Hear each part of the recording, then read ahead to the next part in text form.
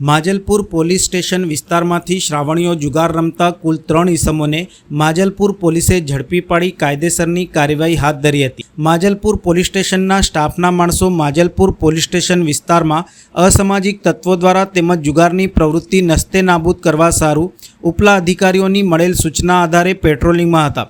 દરમિયાન મળેલ બાતમી આધારે જુપિટર 4 રસ્તા પાસે રેડ કરી ગોળ કુંડાળુ વળી પત્તા પાના વડે હારજીતનો જુગાર રમતા 3 આરોપીઓને ઝડપી પાડી કાયદેસરની કાર્યવાહી હાથ ધરી હતી। અંગ ઝડતી તથા જમીન દાવના મળી કુલ રોકડા 20,000 સોના મુદ્દામાલ સાથે ગણેશ શંકરરાવ વારકે, મનીષ ઉર્ફે મનિયો કોયારામ મારવાડી, જશભાઈ ઉર્ફે લાલાભાઈ સોમાભાઈ પટેલને ઝડપી પાડી જુગારધારા અંતર્ગત ગુનો રજીસ્ટર કરી કાયદેસરની કાર્યવાહી હાથ ધરવામાં આવી હતી। જ્યારે પ્રકાશ જયંતિભાઈ પ્રજાપતિને વોન્ટેડ જાહેર કરાયો હતો।